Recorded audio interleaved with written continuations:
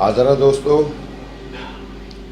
Literature show ਨੂੰ ਲਗਾਤਾਰ ਤੁਹਾਡੇ ਵੱਲੋਂ ਮਿਲ ਰਹੇ ਭਰਪੂਰ ਹੁੰਗਾਰੇ ਲਈ ਥੈਂਕਸ।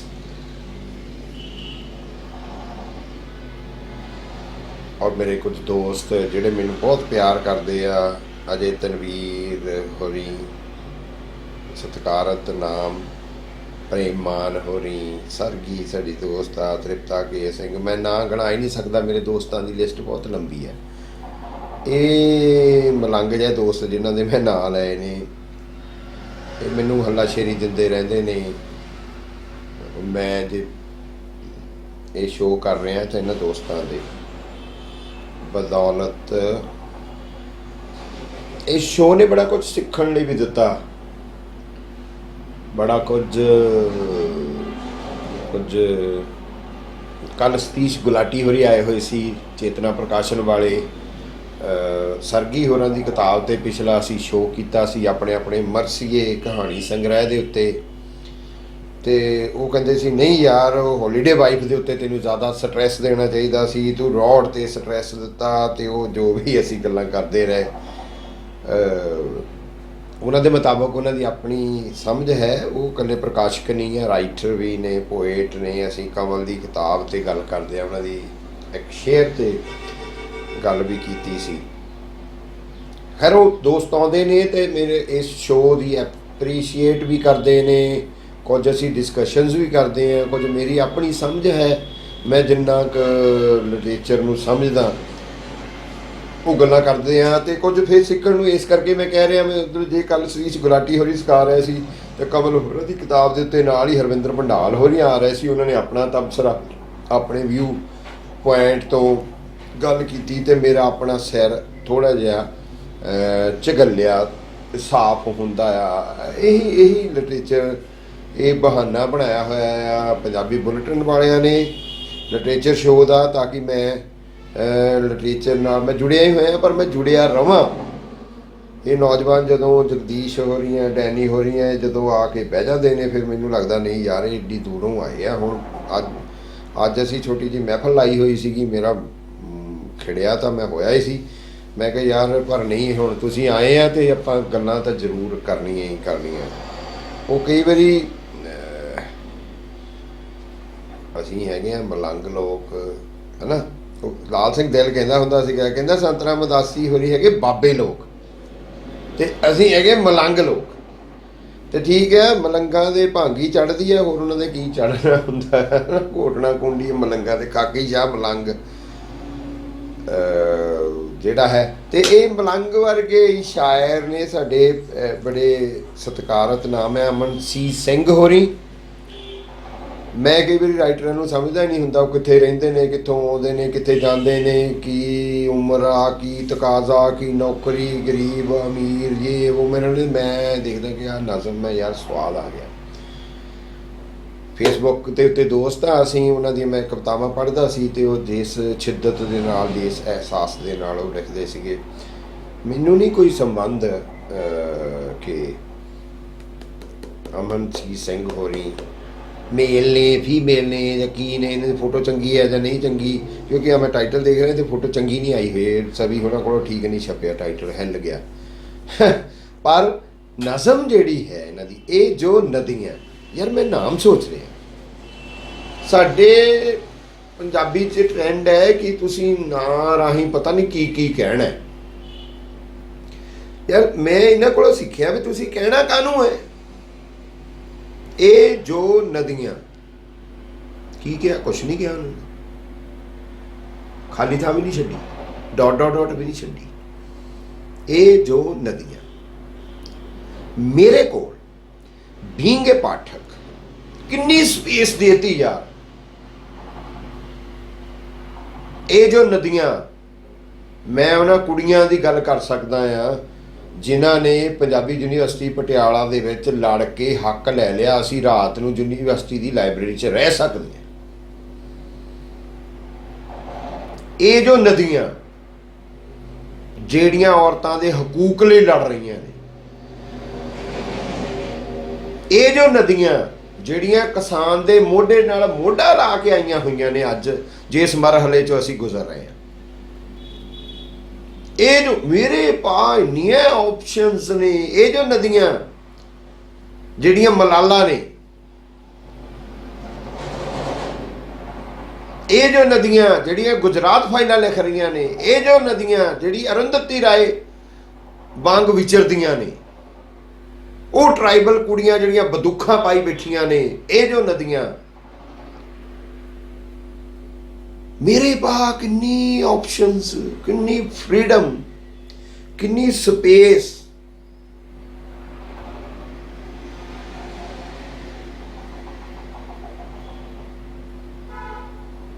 ਮੈਂ ਇੱਕ ਦੇਖਦਾ ਸਾਡੇ 'ਚ ਐਸਥੈਟਿਕਸ ਦੀ ਕਮੀ ਹੈ, ਸਾਡੇ ਐਸਥੈਟਿਕਸ ਵਾਲਿਆਂ ਦੇ ਵਿੱਚ ਵੀ ਐਸਥੈਟਿਕਸ ਦੀ ਕਮੀ ਹੈ। ਇਹ ਐਸਥੈਟਿਕ ਪਬਲੀਕੇਸ਼ਨ ਵਾਲਿਆਂ ਨੇ ਛਾਪੀ ਹੈ। ਸਵਾਰਨ ਜੀ ਸਵੀ ਸਾਡਾ ਭਰਾ ਆ, ਉਹਨੂੰ ਜਿੰਨੀ ਅਸੀਂ ਮੁਹੱਬਤ ਕਰਦੇ ਹਾਂ ਉਹ ਦੱਸ ਵੀ ਨਹੀਂ ਸਕਦਾ, ਭਾਵੇਂ ਪੋਇਟ ਹੋਵੇ ਤੇ ਭਾਵੇਂ ਪੇਂਟਰ ਹੋਵੇ। ਉਹਨੇ ਨਦੀ ਵਾਹ ਕੇ ਇਹਨੂੰ ਕਮਜ਼ੋਰ ਕੀਤਾ, ਇਹਦੇ ਟਾਈਟਲ ਤੇ ਨਦੀ ਵਾਹ ਕੇ ਕਮਜ਼ੋਰ ਕਰ ਦਿੱਤਾ। ਯਾਰ ਨਦੀ ਥੋੜੀ ਉਹਨੇ ਕਹੀ ਆ ਅਮਨਜੀਤ ਸਿੰਘ ਨੇ। ਓਫੋ, ਰੇਤ 'ਚ ਨਹਾਉਂਦੀਆਂ ਚਿੜੀਆਂ, ਉਹ ਚਿੜੀਆਂ ਬਣਾਤੀਆਂ,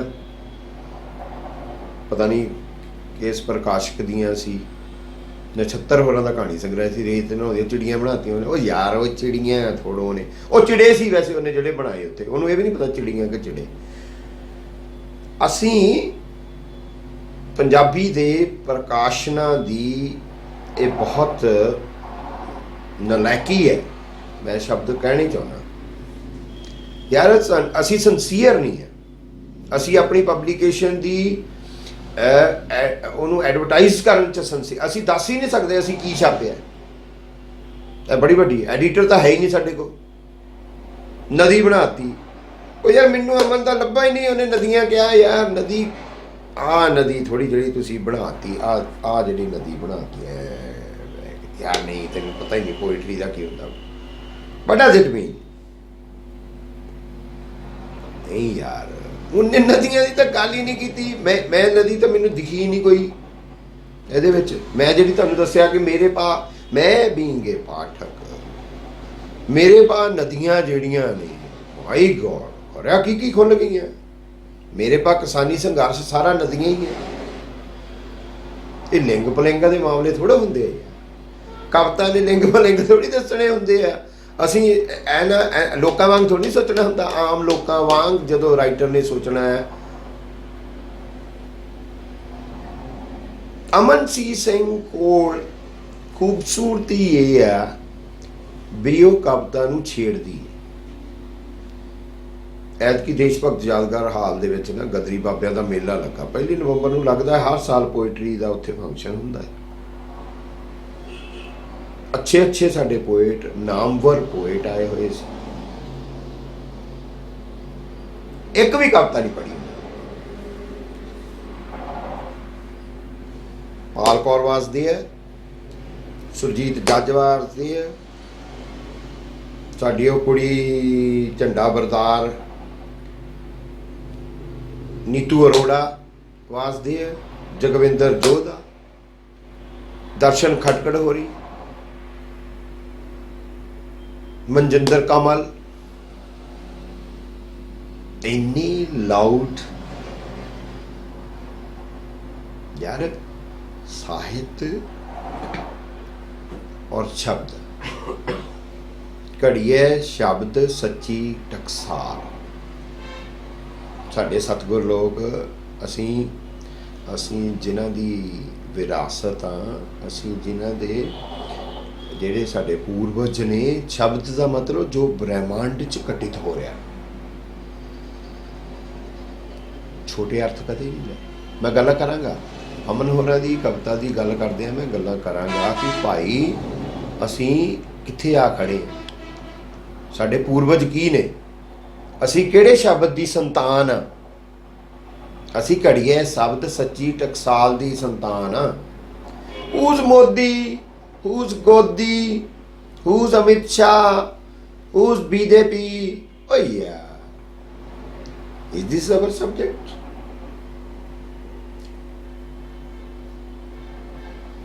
मेरा एक दोस्त है कामरेड है नेचुरली गल्लां कर रहे हैं ਅੱਜ ਦੇ ਸਮੇਂ ਹੋਇਆ, ਜੋ ਕਿਸਾਨੀ ਅੰਦੋਲਨ ਹੋ ਗਿਆ, ਜੋ ਬਿਹਾਰ 'ਚ ਹੋ ਗਿਆ, ਜੋ ਗੁਜਰਾਤ 'ਚ, ਜੋ ਦਿੱਲੀ 'ਚ, ਜੋ ਮਹਾਰਾਸ਼ਟਰ 'ਚ ਕਰਤਾ, ਆ ਹੋ ਗਿਆ, ਇੱਦਾਂ ਹੋ ਗਿਆ, ਭਗਵਾ ਕਾਰਨ ਹੋ ਗਿਆ, ਫਲਾਨਾ ਹੋ ਗਿਆ। ਉਹਨੇ ਇੱਕ ਲਾਈਨ ਬੋਲੀ, ਕਹਿੰਦਾ ਆਉਣ ਵਾਲੇ ਸਮੇਂ 'ਚ ਮੱਖਣ ਮਾਨ ਦੀਆਂ ਕਵਿਤਾਵਾਂ ਵਰਗਾ ਕੁਝ ਨਹੀਂ ਹੋਣਾ। ਯਾਰ ਇਹਦਾ ਕੀ ਮਤਲਬ ਹੈ? ਮੱਖਣ ਮਾਨ ਦੀਆਂ ਕਵਿਤਾਵਾਂ ਵਰਗਾ ਯਾਨੀ ਮੁਹੱਬਤ ਵਰਗਾ। ਉਹ ਮੁਹੱਬਤ ਵਰਗੇ ਤਾਂ ਹੋਣਾ ਯਾਰ। ਤੁਹਾਨੂੰ ਕੌਣ ਕਹਿੰਦਾ ਕਿ ਇਹ ਸਾਰਾ ਲਾਣਾ ਜਿਹਦੀਆਂ ਤੁਸੀਂ ਗੱਲਾਂ ਕਰਦੇ ਆ ਕਿ ਉਹਨਾਂ ਦੀ ਉਹ ਚੱਲਣੀ ਹੈ, ਮੁਹੱਬਤ ਦੀ ਚੱਲਣੀ ਹੈ। ਮੁਹੱਬਤ ਜਿੱਤੀ ਹੈ ਹਰ ਵਾਰ। ਕਈ ਹਿਟਲਰ ਹੋ ਗਏ, ਕਈ ਹੋ ਗਏ। ਤੁਸੀਂ ਇਹ ਸਾਰਿਆਂ ਦੀ ਮੈਂ ਇੱਕ ਸੁਣ ਰਿਹਾ ਸੀ, ਕਿਸੇ ਬਜ਼ੁਰਗ ਨੇ ਬੜੀ ਸਿਆਣੀ ਗੱਲ ਕੀਤੀ। ਕਹਿੰਦਾ ਜਿਸ ਵੇਲੇ ਕਬੀਰ ਸੀ ਉਸ ਵੇਲੇ ਜ਼ਾਲਿਮ ਰਾਜਾ ਕੌਣ ਸੀ? ਉਹ ਨਾਂ ਯਾਦ ਨਹੀਂ ਆਇਆ। ਕਹਿੰਦਾ ਕਬੀਰ ਤਾਂ ਸੀ, ਕਬੀਰ ਯਾਦ ਹੈ। ਉਹ ਕਬੀਰ ਯਾਦ ਰਹਿਣਾ ਯਾਰ। ਨੈਣ ਸੁਖ ਸਾਡਾ ਬਹੁਤ ਅੱਛਾ ਪੇਂਟਰ ਪੁਰਾਣਾ, ਮਿਨੀਏਚਰ ਚ ਪੇਂਟਿੰਗਸ ਕੀਤੀਆਂ ਹੋਈਆਂ ਨੇ। ਉਹ ਕਿਸੇ ਰਾਜੇ ਦੇ ਨਾਲ ਅੱਗੇ ਰਾਜੇ ਪੈਟਰਨਾਈਜ਼ ਕਰਦੇ ਸੀ ਪੇਂਟਰਾਂ ਨੂੰ, ਕਲਾਕਾਰਾਂ ਨੂੰ ਪੈਟਰਨਾਈਜ਼ ਕਰਦੇ ਸੀ, ਬੁੱਤ ਘਾੜਿਆਂ ਨੂੰ, ਰਾਈਟਰਾਂ ਨੂੰ। ਜਾਂਦੇ ਨਹੀਂ ਰਹੇ, ਅਸੀਂ ਦੇਖਦੇ ਨਹੀਂ ਗਾਲਿਬ ਕਿਵੇਂ ਜਾਂਦਾ ਹੈ। ਤੇ ਉੱਥੇ ਰਾਜ ਦਰਬਾਰਾਂ ਦੇ ਵਿੱਚ ਉਹਨੂੰ ਪੈਨਸ਼ਨ ਲੱਗਦੀ ਹੈ ਸਾਰਿਆਂ ਨੂੰ। ਸੋ ਉਹ ਪੈਟਰਨਾਈਜ਼ ਕਰਦੇ ਸੀ। ਨੈਣ ਸੁਖ ਪੈਟਰਨਾਈਜ਼ ਸੀ। ਉਹਨੇ ਜੋ ਰਾਜੇ ਦੇ ਦਰਬਾਰ 'ਚ ਹੁੰਦਾ ਸੀ ਉਹ ਸਾਰਾ ਉਹਨੂੰ ਪੇਂਟਿੰਗ ਕਰਦਾ ਸੀ। ਉਹੀ ਦੋਸਤ ਕਾਮਰੇਡ ਮੈਨੂੰ ਕਹਿੰਦਾ ਹੈ, ਉਹ ਯਾਰ ਆਹ ਕੀ ਹੋਇਆ ਕਿ ਜਿਸ ਵੇਲੇ ਉਹ ਦਰਬਾਰ ਦੇ ਵਿੱਚ ਆਹ ਹੋ ਰਿਹਾ, ਉੱਥੇ ਸਤੀ ਪ੍ਰਥਾ ਚੱਲ ਰਹੀ ਆ, ਉੱਥੇ ਬੰਧੂਆ ਮਜ਼ਦੂਰੀ ਚੱਲ ਰਹੀ ਆ, ਉੱਥੇ ਮਾਰ ਕੁਟਾਈ ਚੱਲ ਰਹੀ, ਉੱਥੇ ਦਲਿਤਾਂ ਨਾਲ ਧੱਕਾ, ਉੱਥੇ ਜਾਤ ਪਾਤ ਜੇ ਉਹ ਕਦਾ ਆਰਟਿਸਟ ਹੈ? ਨਹੀਂ ਯਾਰ, ਉਹ ਆਰਟਿਸਟ ਹੈ। ਉਹਦੇ ਰੰਗਾਂ ਦੀ ਮਹਿਕ ਨੇ ਜੋ ਬੰਦੇ ਦੇ ਮਨ ਦੀ ਸੰਵੇਦਨਾ ਜਗਾਉਣੀ। ਔਰ ਰਾਜਿਆਂ ਦੀਆਂ ਪੇਂਟਿੰਗ ਕਰਦਾ, ਕੋਈ ਗੱਲ ਫਿਰ ਕੀ ਹੈ? ਉਹਨੇ ਸ਼ਿਵਜੀ ਤਾਂ ਬਣਾਇਆ, ਉਹਨੇ ਜਟਾਧਾਰੀ ਸ਼ਿਵਜੀ ਉਹ ਬਣਾਇਆ ਜਿਹੜੇ ਆਮ ਨਾਥਾਂ ਦੀਆਂ ਜਟਾਵਾਂ ਹੁੰਦੀਆਂ ਨੇ। ਸਾਡੇ ਕੈਲੰਡਰੀ ਆਰਟ ਵਰਗਾ ਨਹੀਂ ਬਣਾਇਆ ਉਹਨੇ। That's why I love ਨੈਣ ਸੁਖ।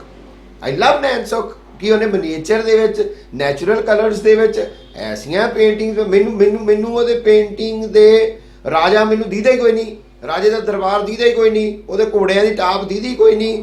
ਮੈਨੂੰ ਉਹਦੇ ਵਿੱਚੋਂ ਸਿਰਫ ਉਹ ਫੁੱਲਾਂ ਦੇ ਘੋਟੇ ਹੋਏ ਕਲਰਸ ਦੀ ਮਹਿਕ ਆਉਂਦੀ ਹੈ। ਮੈਂ ਉਹਨੂੰ ਦ੍ਰਿਸ਼ 'ਚ ਦੇਖਦਾ ਹੀ ਨਹੀਂ।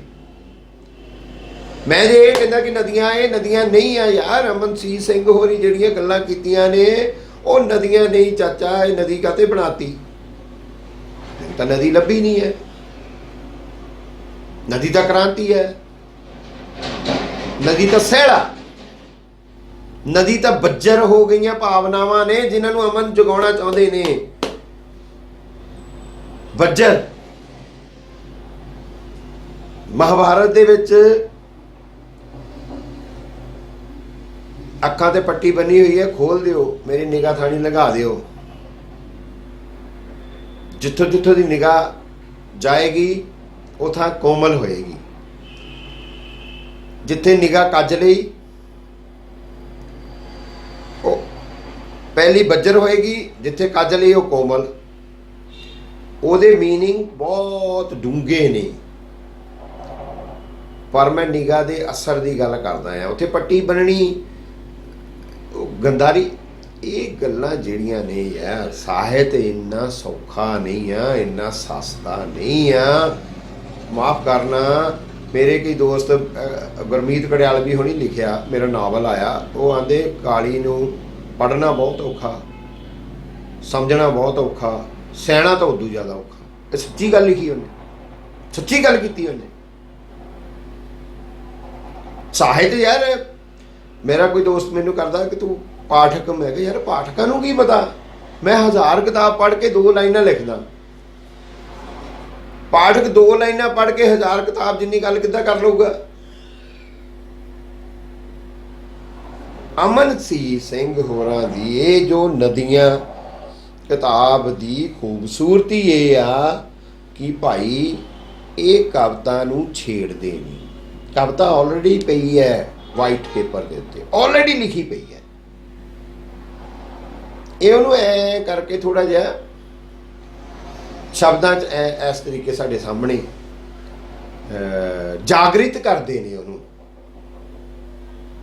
ਮੈਂ ਆਪਣੇ ਦਫ਼ਤਰ ਦਾ ਨਾਂ ਨਾਥ ਚੌਰਾ ਰੱਖਿਆ ਹੋਇਆ। ਸਾਡੀ ਪੋਲੀਟੀਕਲ ਲੜਾਈ ਆ, ਦੱਸਾਂਗੇ ਤੁਹਾਨੂੰ ਕਿਤੇ ਉਹ ਵੀ ਨਾਥ ਚੌਰੇ ਦਾ ਮਤਲਬ ਕੀ ਹੈ, ਹੈ ਨਾ। ਜਿੱਦਾਂ ਭੂਤਵਾੜੇ ਦਾ ਮਤਲਬ ਸੀ, ਇੱਦਾਂ ਨਾਥ ਚੌਰੇ ਦਾ ਵੀ ਮਤਲਬ ਆ, ਉਹ ਵੀ ਦੱਸਾਂਗੇ ਕਿਤੇ।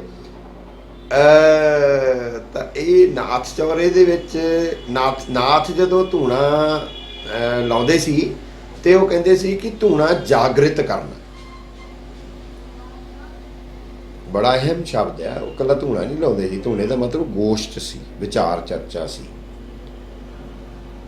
ਅਸੀਂ ਗੋਸ਼ਟ ਨੂੰ ਕਿਵੇਂ ਲੈਂਦੇ ਹਾਂ? ਸਤਿਗੁਰੂ ਨਾਨਕ ਦੇਵ ਜੀ ਦੀ ਬਾਣੀ ਨੂੰ ਅਸੀਂ ਸਿੱਧ ਗੋਸ਼ਟ ਨੂੰ ਜਿਸ ਵੇਲੇ ਵਿਚਾਰਦੇ ਹਾਂ, ਤੇ ਜਿਸ ਵੇਲੇ ਉਹ ਕਹਿੰਦੇ ਅੰਜਨ ਮਾਹੇ ਨਿਰੰਜਨ ਰਹੀਏ ਜੋਗ ਜੁਗਤ ਇਹ ਪਾਈਏ, ਸਾਡੇ ਆਲੋਚਕ, ਸਾਡੇ ਥਿੰਕਰ, ਸਾਡੇ ਚਿੰਤਕ, ਸਾਡੇ ਸਿੱਖ ਬੁੱਧੀਜੀਵੀ, ਸਾਡੇ ਹੋਰ ਸਾਰੇ, ਉਹ ਗੁਰੂ ਨਾਨਕ ਨੂੰ ਇਸ ਤਰੀਕੇ ਸਿੱਧ ਕਰਨਗੇ ਜਿਵੇਂ ਉਹਨਾਂ ਨੇ ਸਾਰੀ ਨਾਥ ਪਰੰਪਰਾ ਨੂੰ, ਨਾਥ ਟ੍ਰੈਡੀਸ਼ਨ ਨੂੰ ਰੱਦ ਹੀ ਕਰ ਦਿੱਤਾ। ਸਤਿਗੁਰੂ ਨਾਨਕ ਜੇ ਸਿੱਧ ਗੋਸ਼ਟ ਕਰਦੇ ਨੇ ਤਾਂ ਇਹਦਾ ਮਤਲਬ ਰੱਦ ਕਰਨਾ ਨਹੀਂ ਹੈ। ਅੰਜਨ ਮਾਹੇ ਨਿਰੰਜਨ ਰਹੀਏ ਇਨਵਾਈਟਡ ਕੌਮੀਆਂ 'ਚ ਲਿਖਿਆ ਹੋਇਆ ਗੱਲ ਹੈ, ਗੋਰਖਨਾਥ ਦਾ ਥਾਟ ਹੈ।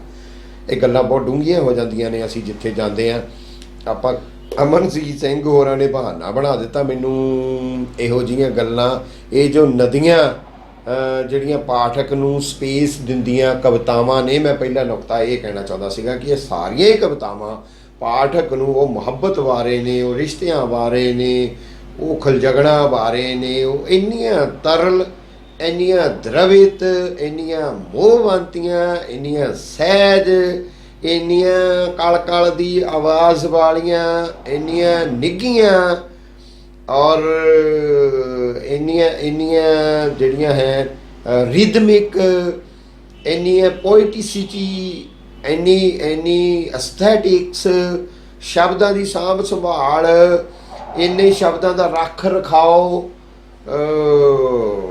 ਡਿੱਗੇ ਪੱਤਾ ਤਾਂ ਹੋਵੇ ਖੜਾਕ ਵਰਗੀ ਗੱਲ ਜਿਹੜੀ ਹੈ। ਜੇ ਐਸੀ ਚੁੱਪ ਹੈ ਤਾਂ ਬਿਰਖ ਅਰਜ ਕਰੇ, ਜਿਹਨੂੰ ਸੁਰਜੀਤ ਪਾਤਰ ਹੋਰੀ ਕਹਿੰਦੇ ਨੇ। ਨੈਚੁਰਲੀ ਉਹ ਚੁੱਪ ਜਿਹੜੀ ਜਿਹਨੂੰ ਕਿਆਸਦੇ ਨੇ ਸੁਰਜੀਤ ਪਾਤਰ ਹੋਰੀ, ਮੈਂ ਉਹ ਚੁੱਪ ਇਹਨਾਂ ਕਵਿਤਾਵਾਂ ਦੇ ਵਿੱਚੋਂ ਮਾਣੀ ਹੈ। ਜਾਂ ਮੈਂ ਜਿਮ ਔਰ ਇਹ ਅੰਤਰ ਦੀਆਂ ਕਵਿਤਾਵਾਂ ਨੇ, ਬਾਹਰਲੇ ਸ਼ੋਰ ਸ਼ਰਾਬੇ ਦੀਆਂ ਕਵਿਤਾਵਾਂ ਨਹੀਂ ਹਨ। ਵੱਡੀ ਗੱਲ ਇਹ ਹੈ ਇਹਨਾਂ ਕਵਿਤਾਵਾਂ ਦੀ ਖੂਬਸੂਰਤੀ। ਦੂਜੀ ਖੂਬਸੂਰਤੀ ਇਹ ਹੈ ਕਿ ਇਹ ਅੰਤਰ ਦੀਆਂ ਕਵਿਤਾਵਾਂ ਨੇ। ਔਰ ਅੰਤਰ ਦੀ ਉਦਾਹਰਣ ਇੱਕ ਮੈਂ ਇਸ ਕਵਿਤਾ ਦੇ ਵਿੱਚੋਂ ਜੇ ਤੁਹਾਨੂੰ ਦੇਵਾਂ ਤਾਂ ਆਪਾਂ ਉਤਰ ਸਕਾਂਗੇ ਇਸ ਕਿਤਾਬ ਦੇ ਅੰਦਰ ਕਿ ਅੰਤਰ ਦੀ ਕਵਿਤਾ ਦਾ ਭਾਵ ਉਹਨਾਂ ਦਾ ਕੀ ਹੈ। ਅਮਨਜੀਤ ਸਿੰਘ ਹੋਰਾਂ ਦਾ, ਅਮਨਜੀਤ ਸਿੰਘ ਹੋਰੀ ਨਾਮ ਮੈਨੂੰ ਇਸ ਕਰਕੇ ਵੀ ਚੰਗਾ ਲੱਗਦਾ। ਸਾਡੇ ਇੱਕ ਦੋਸਤ ਨੇ, ਫਿਕਸ਼ਨ ਰਾਈਟਰ ਨੇ, ਬੜੇ ਅਸੀਂ ਸਾਡੇ ਬੜਾ ਸਤਿਕਾਰ ਹੈ ਉਹਨਾਂ ਦਾ ਮੇਰੇ ਮਨ ਦੇ ਵਿੱਚ। ਤ੍ਰਿਪਤਾ ਕੇ ਸਿੰਘ, ਅਮਨਜੀਤ ਸਿੰਘ, ਇਹ ਮੈਨੂੰ ਇੱਕ ਰਿਦਮ ਜਿਹਾ ਲੱਗਦਾ। ਗਜ਼ਲ ਦੇ ਪਿੱਛੇ ਕਾਫੀਆ ਰਦੀਫ ਨਹੀਂ ਹੁੰਦਾ ਜਿਵੇਂ, ਮੈਨੂੰ ਬੜੀ ਚੰਗੇ ਲੱਗਦਾ ਯਾਰ ਇਹ ਬੰਦੇ। ਕੇ ਸਿੰਘ, ਸੀ ਸਿੰਘ, ਕਿਉਂਕਿ ਕੇ ਸਿੰਘ ਹੋਣੀ, ਤ੍ਰਿਪਤਾ ਹੋਣੀ ਤਾਂ ਪਿਆਰ ਕਰਦੇ ਨੇ। ਜਿਹੜੇ ਕੇ ਸਿੰਘ ਹੋਣੀ ਕਿਤੇ ਮਰਦਾਵੀ ਮਹਿਕ ਦੇ ਵੇਲੇ ਜਿਹੜਾ ਉਹਨਾਂ ਦੇ ਹੱਥਾਂ ਦਾ ਤੜਕੇ ਦੀ ਮਹਿਕ ਕਿਤੇ ਮਾਣੀ, ਜਿਹੜੇ ਅਸੀਂ ਮਾਣਦੇ ਹਾਂ, ਤਾਂ ਮੈਨੂੰ ਲੱਗਦਾ ਹੁੰਦਾ ਅਸੀਂ ਵਡਭਾਗੇ ਹਾਂ, ਇੰਨੇ ਮੋਹਵੰਤੇ ਲੋਕ ਸਾਡੇ ਨਾਲ ਜੁੜੇ ਹੋਏ ਨੇ। ਤਾਂ ਅਮਨਜੀਤ ਸਿੰਘ ਹੋਰਾਂ ਦੀ ਜਿਹੜੀ ਮੈਂ ਅੰਤਰ ਦੀ ਗੱਲ ਕੀਤੀ ਹੈ, ਉਹਨਾਂ ਦੀ ਕਵਿਤਾ ਦਾ ਨਾਂ ਹੈ, ਪਹਿਲੀ ਕਵਿਤਾ ਹੈ ਇਸ ਕਿਤਾਬ ਦੀ, ਨਾਦ ਤੋਂ ਬਿਸਮਾਦ ਤੱਕ। ਤੁਸੀਂ ਦੇਖੋ ਕਿੱਦਾਂ ਅੰਤਰ ਦੇ ਵਿੱਚ ਉਹ ਉਤਰਦੇ ਨੇ ਤੇ ਅੰਤਰ ਦੀਆਂ ਗੱਲਾਂ ਕਰਦੇ ਨੇ ਕਿ ਹਰ ਕਾਇਆ ਅੰਦਰ ਰਾਸ ਰਚਾਉਂਦਾ ਇੱਕ ਬਿੰਦੂ। ਬੜੀ ਗਹਿਰੀ ਗੱਲ ਹੈ, ਬੜੀ ਦਾਰਸ਼ਨਿਕ ਗੱਲ ਹੈ, ਬੜੀ ਫਿਲਾਸਫੀਕਲ ਗੱਲ ਹੈ। ਬਿੰਦੂ ਅੰਦਰ ਬ੍ਰਹਿਮੰਡ, ਸਤਿਅਮ ਸ਼ਿਵਮ ਸੁੰਦਰਮ ਦਾ ਨਾਦ। ਸਤਿਗੁਰ ਪਲਟੂ ਕਹਿੰਦੇ ਨੇ, ਨਿਕਸੇ ਇੱਕ ਆਵਾਜ਼ ਚਿਰਾਗ ਕੀ ਜੋਤੀ ਹਿਮਾਹੇ। ਨਿਕਸੇ ਇੱਕ ਆਵਾਜ਼ चिराग की ज्योति माहे, ज्ञान समाधि सुने और कोई सुनता ना है। अमनजीत सिंह सुन रही है, बिंदु अंदर ब्रह्मांड, सत्यम शिवम सुंदरम दा नाद। तू अपने अंदर दे इस नाद नूं सुन, मैं अपने अंदर दे इस नाद नूं सुना। ਇੱਕੋ ਸਮੇਂ ਇੱਕੋ ਜਿਹੇ ਪਲ ਹੰਢਾਈਏ, ਬਿਸਮਾਦ ਅੰਦਰ ਬਿਸਮਾਦ ਹੋ ਜਾਈਏ, ਆ ਇੱਕ ਹੋ ਜਾਏ। ਤੁਸੀਂ ਦੇਖੋ ਉਹ ਕਿਤੇ ਪੋਇਟਰੀ ਨੂੰ ਨਹੀਂ ਛੇੜਿਆ, ਕਿਤੇ ਸ਼ਬਦ ਨੂੰ ਨਹੀਂ ਛੇੜਿਆ, ਬਸ ਉਹ ਨਾਥਾਂ ਦੇ ਧੂਣਾ ਜਾਗਰਿਤ ਕਰਨ ਵਾਂਗ ਇੱਕ ਅੱਗ ਉਧਾਰੀ ਲੈ ਕੇ ਦੇਤੀ ਹੈ ਕਿ ਇਹ ਹਾਲਤ ਧੂਣਾ ਜਾਗਰਿਤ ਹੋ ਗਿਆ। ਔਰ ਤੁਸੀਂ ਉਹਦੇ ਵਿੱਚ ਸਤਿਅਮ ਸ਼ਿਵਮ ਸੁੰਦਰਮ ਦੇ ਨਾਦ ਦੀ, ਬਿੰਦੂ ਤੋਂ ਬ੍ਰਹਮ ਤੇ ਬ੍ਰਹਮ ਤੋਂ ਬਿੰਦੂ ਦੇ ਅਭੇਦ ਹੋਣ ਦੀ, ਔਰ ਬਿੰਦੂ ਤੋਂ ਬ੍ਰਹਮ ਤੇ ਤੂੰ ਤੋਂ ਮੈਂ ਦੇ ਅਭੇਦ ਦੀ, ਅਭੇਦਤਾ ਦੀ ਜਿਹੜੀ ਗੱਲ ਹੈ, ਇੰਨੀ ਸੰਘਣੀ ਗੱਲ, ਇੰਨੀ ਗਹਿਰੀ ਗੱਲ, ਇੰਨੀ ਦਾਰਸ਼ਨਿਕ ਗੱਲ, ਇੰਨੀ ਫਿਲਾਸਫੀਕਲ ਗੱਲ ਜਿਹੜੀ ਹੈ, ਜਿਹੜੀ ਸਾਨੂੰ ਕਿਤੇ ਦੂਰ ਲੈ ਜਾਂਦੀ ਹੈ, ਪਤਾ ਨਹੀਂ ਕਿੱਥੇ ਕਿੱਥੇ ਤੱਕ ਲੈ ਜਾਂਦੀ ਆ। ਤਾਂ ਇਹੋ ਜਿਹੀ ਪੋਇਟਰੀ ਜਿਹੜੀ ਆ, ਇਹਨੂੰ ਸਲੂਟ ਕਰਨਾ ਬਣਦਾ ਸੀ। ਤੇ ਮੈਂ ਅੱਜ ਸੋਚਿਆ ਸੀ ਕਿ ਇਹ ਜੋ ਨਦੀਆਂ ਬਾਰੇ ਕੁਝ ਗੱਲਾਂ ਕਰਾਂਗਾ। ਇਹ ਜੋ ਨਦੀਆਂ ਆ, ਤੇ ਫਿਰ ਉਹ ਨਦੀਆਂ, ਇਹਦੇ ਵਿੱਚ ਇਸ ਕਿਤਾਬ ਦੀ ਹੋਰ ਖੂਬਸੂਰਤੀ ਹੈ। ਜੇ ਰਿਸ਼ਤਿਆਂ ਬਾਰੇ ਤਾਂ ਰਿਸ਼ਤਿਆਂ ਬਾਰੇ, ਜੇ ਮੁਹੱਬਤ ਬਾਰੇ ਤਾਂ ਮੁਹੱਬਤ ਬਾਰੇ ਬਹੁਤ ਸਾਰੀਆਂ ਕਵਿਤਾਵਾਂ ਨੇ। ਤੇ ਜੇ ਫਿਰ ਇਹ ਜੋ ਨਦੀਆਂ ਨੇ, ਤਾਂ ਇਹ ਜੋ ਨਦੀਆਂ 1 2 3 4 5 ਅੱਗੇ ਸਾਰੀਆਂ ਫੀਲਿੰਗਸ ਉਹਦੀਆਂ ਨੇ। ਮੈਂ ਇਹ ਜੋ ਨਦੀਆਂ ਤੋਂ ਗੱਲ ਤੀਸਰੇ ਨੁਕਤੇ ਤੋਂ ਸ਼ੁਰੂ ਕਰਦਾ ਕਿ ਇਹ ਜੋ ਨਦੀਆਂ ਨੇ, ਮੈਂ ਉਹ ਕਵਿਤਾ ਦੇ ਬੋਲ ਤੁਹਾਡੇ ਨਾਲ ਸਾਂਝੇ ਕਰਦਿਆਂ ਆਪਣਾ ਨੁਕਤਾ ਰੱਖਾਂਗਾ ਕਿ ਇਹ ਜੋ ਨਦੀਆਂ, ਉਹ ਕਿਹਨਾਂ ਨੂੰ ਨਦੀਆਂ ਕਹਿੰਦੀ। ਮੈਂ ਕਿਹਾ ਨਾ, ਇਹ ਜੋ ਨਦੀਆਂ ਨਹੀਂ ਹੈ ਯਾਰ, ਧੁੱਪਾਂ ਛਾਵਾਂ ਸਹਿੰਦੀਆਂ, ਖਿੰਗਰਾਂ ਸੰਗ ਕਹਿੰਦੀਆਂ, ਕਾਲ ਕਾਲ ਵਗਦੀਆਂ। ਤੇ ਨੁਕਤਾ ਦੇਖੋ ਕੀ ਕਹਿੰਦੀ ਹੈ ਕਿ ਮਲੂਕ ਜਿਹੇ ਹਾਸੇ ਹੱਸਦੀਆਂ, ਅੱਖ ਦੇ ਮੋਤੀ ਦਿਲ 'ਚ ਸਾਂਭ ਰੱਖਦੀਆਂ। ਯਾਰ ਜਦੋਂ ਔਰਤ ਲਿਖਦੀ ਹੈ ਨਾ, ਕੋਈ ਮਾਫ ਕਰ ਲਓ,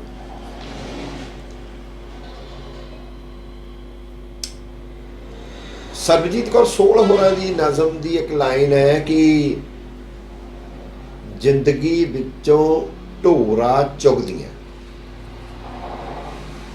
ਕਣਕ ਦੇ ਨਾਲ ਘੁਣ ਵਾਂਗ ਪਿਸਦੀਆਂ। ਅਮਨ ਕਹਿੰਦੀ ਹੈ ਮਲੂਕ ਜਿਹੇ ਹਾਸੇ ਹੱਸਦੀਆਂ, ਅੱਖ ਦੇ ਮੋਤੀ ਦਿਲ 'ਚ ਸਾਂਭ ਰੱਖਦੀਆਂ। ਨਾਰੇ ਮਾਰੀ ਜਾਂਦੀਆਂ ਨੇ, ਅਸੀਂ ਉਹ ਜੀ ਔਰਤ ਦੀ ਆਜ਼ਾਦੀ ਤੇ ਪਤਾ ਨਹੀਂ ਕੀ, ਤੇ ਨਾਰੀਵਾਦ, ਤੇ ਮਾਈ ਗॉड, ਮੈਂ ਹੁਣ ਨਾਂ ਨਹੀਂ ਲੈਣਾ ਇਹਨਾਂ ਕੁੜੀਆਂ ਦੇ, ਮੈਂ ਉਹਨਾਂ ਨੂੰ ਚੰਗੀਆਂ ਬਹੁਤ ਸਮਝਦਾ, ਲੜਦੀਆਂ ਤਾਂ ਨਹੀਂ, ਪਰ ਕਵਿਤਾ ਨੇ, ਜਿਵੇਂ ਮੈਂ ਕਿਹਾ ਸੀ ਲਾਊਡ ਕਵਿਤਾ ਨਹੀਂ ਹੁੰਦੀ, ਆ ਵੀ ਤਾਂ ਉਹੀ ਗੱਲ ਕਹਿ ਰਹੀ ਹੈ, ਅੱਖ ਦੇ ਮੋਤੀ ਦਿਲ 'ਚ ਸਾਂਭ ਰੱਖਦੀ। ਜਾਂ ਫਿਰ ਉਹ ਦੂਜੀ, ਇਹ ਜੋ ਨਦੀਆਂ, ਦੂਜੀ ਕਵਿਤਾ, ਪੈਰਾਂ 'ਚ ਭਟਕਣ ਸਮੋਈ ਅਕਲ ਤੇ ਖਾਮੋਸ਼ੀ ਹੰਢਾਉਂਦੀਆਂ, ਨਿਰੰਤਰ ਸਫ਼ਰ 'ਚ ਰਹਿੰਦੀਆਂ, ਹਰ ਯੁੱਗ ਅੰਦਰ ਆਪਣੇ ਆਪ ਨੂੰ ਮੁੜ ਉੱਥੇ ਹੀ ਖੜਾ ਤੱਕਦੀਆਂ।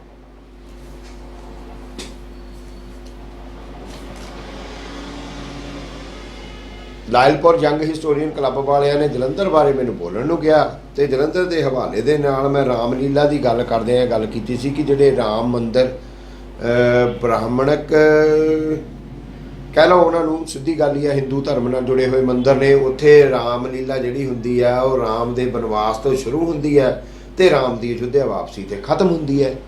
ਪਰ ਜਿਹੜੇ ਵਾਲਮੀਕ ਭਗਵਾਨ ਦੇ ਮੰਦਰ ਸਨ, ਉਹ ਬਜ਼ੁਰਗ ਉਹਨਾਂ ਨੂੰ ਅਨਪੜ੍ਹ ਕਹਿੰਦੇ ਹੁੰਦੇ ਸਨ ਲੋਕੀ, ਪਰ ਉਹਨਾਂ ਦੀ ਆਈਡੀਓਲੋਜੀਕਲ ਕਮਿਟਮੈਂਟ ਦੀ ਗੱਲ ਹੈ ਕਿ ਉਹਨਾਂ ਦੇ ਵਿੱਚ ਜਿਹੜੀ ਰਾਮਲੀਲਾ ਸ਼ੁਰੂ ਹੁੰਦੀ ਸੀ, ਉਹ ਸੀਤਾ ਬਨਵਾਸ ਤੋਂ ਸ਼ੁਰੂ ਹੁੰਦੀ ਸੀ। ਅਯੁੱਧਿਆ ਤੋਂ ਵਾਪਸੀ ਤੋਂ ਬਾਅਦ ਜਦੋਂ ਸੀਤਾ ਨੂੰ ਬਨਵਾਸ ਦਿੱਤਾ ਜਾਂਦਾ, ਜਿੱਥੇ ਫਿਰ ਉਹ ਸਾਰਾ ਯੁੱਧ ਹੁੰਦਾ ਤੇ ਜਿੱਥੇ ਫਿਰ ਉਹ ਸਾਰਾ ਨਤਾਰਾ ਹੁੰਦਾ। ਇਹ ਉਹ ਕੁੜੀਆਂ ਨੇ, ਇਹ ਉਹ ਬੀਬੀਆਂ ਨੇ ਜਿਹੜੀਆਂ ਸੀਤਾ ਬਨਵਾਸ ਦੀ ਕਵਿਤਾ ਲਿਖਦੀਆਂ। ਕੱਲ੍ਹ ਹੀ ਹਰਵਿੰਦਰ ਭੰਡਾਲ ਮੇਰਾ ਦੋਸਤ ਹੈ, ਲਵ ਮੈਰਿਜ ਕੀਤੀ ਉਹਨੇ, ਪਿਆਰ ਮੁਹੱਬਤ ਦਾ ਵਿਆਹ ਕੀਤਾ। ਉਹ ਸਾਡੀ ਭਰਜਾਈ ਬੜੀ ਅੱਛੀ ਔਰਤ ਹੈ, ਉਹਨਾਂ ਦੇ ਬੱਚੀ ਹੈ। ਉਹ ਆਪਣੇ ਪੇਕਿਆਂ ਦੇ ਗਏ ਹੋਏ ਸੀ, ਰਾਜਪੂਤ ਘਰਾਣਿਆਂ ਨੂੰ ਬਿਲੋਂਗ ਕਰਦੇ ਨੇ, ਤੇ ਰਾਮਪੁਰ ਬਸ਼ਹਿਰ ਤੇ ਉੱਪਰ ਕਿਸੇ ਪਿੰਡ ਦੇ ਵਸਨੀਕ ਨੇ ਪਹਾੜੀ। ਤਾਂ ਉਹਨਾਂ ਨੇ ਉੱਥੇ ਵਿਆਹ ਸੀ ਤੇ ਬੜੀ ਵਧੀਆ ਗੱਲ ਦੱਸੀ ਕਿ ਉੱਥੇ ਜਿਹੜਾ ਮੁੰਡਾ ਵਿਆਹੁਣ ਜਾਂਦਾ ਹੈ, ਮੁੰਡਾ ਵਿਆਹੁਣ ਨਹੀਂ ਜਾਂਦਾ, ਉਹਦੀ ਜਗ੍ਹਾ ਇੱਕ ਛੁਰਾ ਜਾਂਦਾ ਹੈ ਤੇ 8-10 ਮੋਹਤਵਰ ਪਿੰਡ ਦੇ ਲੋਕ ਜਾਂਦੇ ਨੇ ਛੁਰਾ ਲੈ ਕੇ, ਤੇ ਉਹ ਛੁਰਾ ਫਿਰ ਕੁੜੀ ਵਿਆਹ ਕੇ ਲਿਆਉਂਦਾ ਤੇ ਮੁੰਡੇ ਵਾਲੇ ਘਰ ਆਣ ਕੇ ਫਿਰ ਉਹਦੀਆਂ ਸਾਰੀਆਂ ਰਸਮਾਂ ਹੁੰਦੀਆਂ, ਬੇਦੀ ਬੂਤੀ ਦੇ ਫੇਰੇ ਪੂਰੇ ਕੁਛ ਨਹੀਂ, ਉਹ ਰਸਮਾਂ ਹੁੰਦੀਆਂ। ਮਾਈ ਗॉड ਯਾਰ ਇਹ ਕੀ ਹੈ? ਮੈਨੂੰ ਸਾਰੀ ਰਾਤ ਨੀਂਦ ਨਹੀਂ ਆਈ, ਮੈਂ ਰਿਸਰਚ ਕਰਦਾ ਰਿਹਾ। ਰਾਜਪੂਤ ਰਾਜਸਥਾਨ ਤੋਂ ਇੱਧਰੋਂ ਉੱਧਰੋਂ ਜਦੋਂ ਪਹਾੜਾਂ ਦੇ ਵਿੱਚ ਜਾ ਕੇ ਕਾਬਜ ਹੋਏ ਹੈ, ਇਹ ਆਪਣੀਆਂ ਜਿਵੇਂ ਆਰੀਅਨ ਆਪਣੇ ਨਾਲ ਜਨਾਨੀਆਂ ਨਹੀਂ ਲੈ ਕੇ ਆਏ, ਇਹ ਜਨਾਨੀਆਂ ਨਹੀਂ ਲੈ ਕੇ ਗਏ, ਇਹ ਛੁਰਿਆਂ ਨਾਲ ਟਰਾਈਬਲ ਜਨਾਨੀਆਂ ਖੋਹ ਕੇ ਲਿਆਉਂਦੇ ਸੀ। ਛੁਰੇ ਉਹ ਰਿਚੁਅਲ ਬਣ ਗਏ, ਅੱਜ ਵੀ ਰਿਚੁਅਲ ਕਾਇਮ ਹੈ।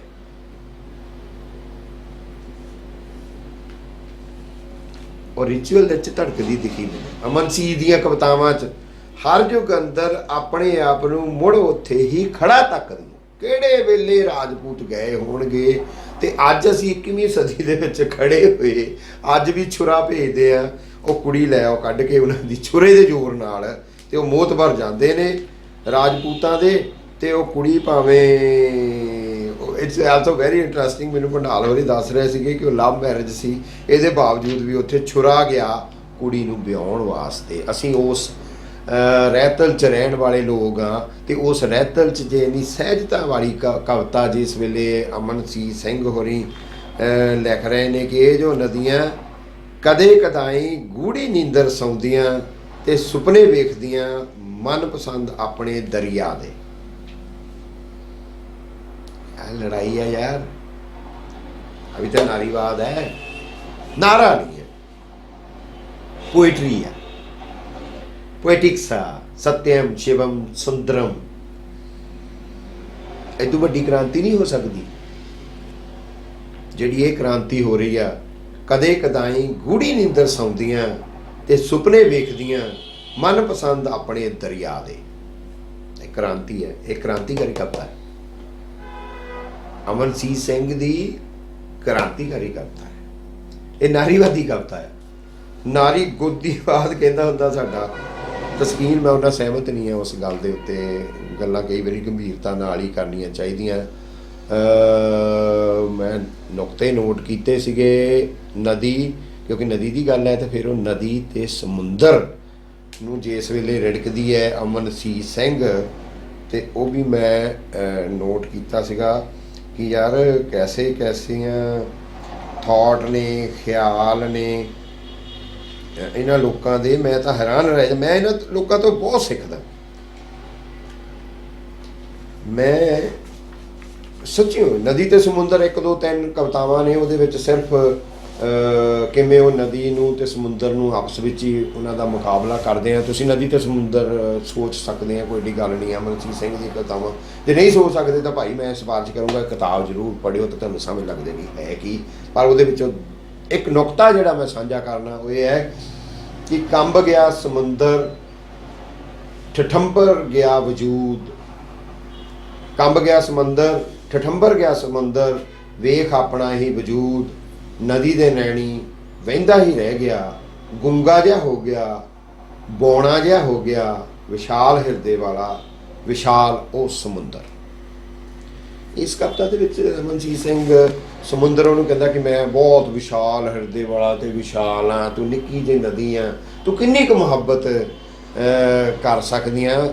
ਤੇ ਨਦੀ ਨੇ ਫਿਰ ਜਿਸ ਵੇਲੇ ਆਪਣੀ ਅੱਖ ਦੇ ਹੰਝ ਦੇ ਵਿੱਚੋਂ ਸਮੁੰਦਰ ਦਿਖਾਇਆ, ਆਹਾ ਕਿਆ ਯਾਰ, अपनी अख दे हंझ चों समुंदर दिखाया नदी ने समुंदर नूं, ते फिर वो लाइनां लिखदी आ कि कंब गया समुंदर ठठंबर गया समुंदर, वेख अपना ही वजूद, नदी दे नैणी वहिंदा ही रह गया, गूंगा जिहा हो गया, बौना जिहा हो गया, विशाल हिरदे वाला विशाल वो समुंदर। ਡੈਡੀ ਮੈਨੂੰ ਕਹਿੰਦਾ ਹੁੰਦਾ ਕਿ ਆਪਾਂ ਜਦੋਂ ਵੀ ਕੋਈ ਗੱਲਾਂ ਕਰਦੇ ਹਾਂ, ਲਾਲ ਸਿੰਘ ਦਿਲ ਸਾਡੇ ਆਲੇ ਦੁਆਲੇ ਵਿਚਰ ਰਿਹਾ ਹੁੰਦਾ, ਮੁਕਤੀ ਬੋਧ ਸਾਡੇ ਆਲੇ ਦੁਆਲੇ ਵਿਚਰ ਰਿਹਾ ਹੁੰਦਾ। ਟੋਲਸਟਾਏ ਵੀ ਕਈ ਵਾਰੀ ਸਾਡੇ ਆਲੇ ਦੁਆਲੇ, ਦੋਸਤੋ ਬਸ ਕੀ ਇਹ ਸਾਰੇ ਮਲੰਗ ਜਿਹੇ ਜਿੰਨੇ ਨੇ ਨਾ, ਇਹ ਸਾਡੇ ਆਲੇ ਦੁਆਲੇ ਵਿਚਰ ਰਹੇ ਹੁੰਦੇ ਨੇ। ਤੇ ਇਹ ਕਵਿਤਾ ਪੜ੍ਹਦੇ ਆ, ਇਹ ਲਾਈਨਾਂ ਪੜ੍ਹਦੇ ਆ ਵੀ ਲਾਲ ਸਿੰਘ ਦਿਲ ਫੇਰ ਵਿਚਰਿਆ, ਤੇ ਇਹ ਅੱਖ ਦੇ ਹੰਝ ਚੋਂ ਸਮੁੰਦਰ ਦਿਖਾਇਆ ਅਮਨ ਨੇ, ਤੇ ਦਿਲ ਮੈਨੂੰ ਚੇਤੇ ਆ ਗਿਆ। ਉਹਨੇ ਅਜੂਬਾ ਕਿਹਾ ਇਸ ਗੱਲ ਨੂੰ, ਅਜੂਬਾ ਕਹਿੰਦਾ ਔਰਤ ਇੱਕ ਅਜੂਬਾ ਹੈ ਧਰਤੀ ਦਾ, ਬਾਕੀ ਤਾਂ ਗਿਣਤੀ ਹੈ ਪਿੱਛੇ ਦੀ। ਜਿਹੜਾ ਆਦਿ ਕਾਲ ਤੋਂ ਜੀਵਨ ਦਾ ਅੰਮ੍ਰਿਤ ਦਿੰਦਾ ਹੈ, ਨਿਤ ਨਵੇਂ ਇਸ ਚਿੱਤਰ ਅੰਦਰ ਮਤਲਬ ਭਰਦਾ, ਆਦਿ ਕਾਲ ਤੋਂ ਨੈਣ ਇਸ ਨੂੰ ਤੱਕ ਨਾ ਰਚੇ। ਖੂਹਾਂ ਹੋਰ ਡੂੰਘੀਆਂ ਹੋਈਆਂ, ਲੋਕ ਕਹਿਣ ਕੇ ਬਲਦਿਆਂ ਸਿੰਘਾਂ ਤੇ ਧਰਤੀ ਮੈਂ ਮੁਨਕਰ ਹਾਂ, ਪਰ ਮੇਰਾ ਵਿਸ਼ਵਾਸ ਅਟਲ ਹੈ ਕਿ ਆਪਣੇ ਹੱਥ ਉੱਤੇ ਧਰਤੀ ਔਰਤ ਨੇ ਹੈ ਚੁੱਕੀ ਹੋਈ। ਇਸੇ ਲਈ ਤਾਂ ਮਹਿਕ ਧਰਤ ਦੀ ਬਦਨ ਜਹੀ ਹੈ। ਕਿਆ ਬਾਤ ਹੈ। ਇਸੇ ਲਈ ਤਾਂ ਮਹਿਕ ਧਰਤ ਦੀ ਬਦਨ ਜਹੀ ਹੈ, ਇਸੇ ਲਈ ਤਾਂ ਲਹਿਰਨ ਫਸਲਾਂ ਪੱਲੂਆਂ ਵਾਕਣ, ਇਸੇ ਲਈ ਤਾਂ ਧਰਤੀ ਦੇ ਪਾਣੀ ਇੰਨੇ ਨਿਰਮਲ ਤੇ ਠੰਡੇ ਹਨ, ਇਸੇ ਲਈ ਰਾਤ ਚਾਨਣੀ ਖੜਕਣ ਪੱਤੇ ਜਿਵੇਂ ਸਿਤਾਰੇ ਜੜੀਆਂ ਚੁੰਨੀਆਂ, ਇਸੇ ਲਈ ਫੁੱਲਾਂ ਉੱਤੇ ਬੁੱਲਾਂ ਵਰਗਾ ਭੋਲਾਪਨ ਹੈ, ਤਿਤਲੀਆਂ ਵਿੱਚ ਨੈਣਾ ਦੀ ਮਸਤੀ, ਧਰਤੀ ਤੇ ਔਰਤ ਦੀ ਪੀੜਾ ਕਿੰਨੀ ਇੱਕ ਹੈ, ਮਿਹਨਤ ਦੇ ਹਿੱਸੇ ਭੁੱਖਾਂ ਹਨ, ਸਿਤਮ ਦੇ ਨੈਣੀ ਅੰਗਾਰੇ ਹਨ, ਧਰਤੀ ਦੇ ਨੈਣੀ ਹੰਝੂ ਹਨ, ਔਰਤ ਦੇ ਨੈਣੀ ਹੰਝੂ ਹਨ, ਇਸੇ ਲਈ ਸਾਗਰ ਖਾਰੇ ਹਨ। ਅੱਜ ਇਸ ਨੂੰ ਗੌਰਵ ਪਿਆਰਾ ਹੈ, ਅੱਜ ਇਸ ਦੇ ਨੇੜੇ ਤਾਰੇ ਹਨ, ਔਰਤ ਇੱਕ ਅਜੂਬਾ ਹੈ ਧਰਤੀ ਦਾ।